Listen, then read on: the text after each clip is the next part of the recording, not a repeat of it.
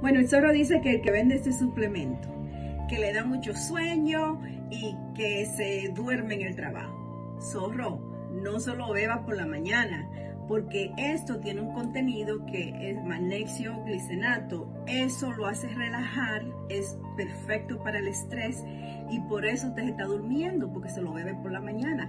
Este suplemento tiene que bebérselo en la noche, así usted duerme toda la noche y se levanta con bastante energía en la mañana. Yo me bebo 2 todas las noches antes de acostarme y así es que debe de beberlo. Pues claro, si se duerme en el trabajo es porque eso lo está relajando, entonces lo está bebiendo al horario que no es. Así que sígaselo bebiendo, pero cambie el horario y bébaselo de noche. Y aquí le dejo en el carrito naranja por si quiere ordenar más. Así que déjeme saber cómo le funcionó de noche, ya verá que va a notar la diferencia.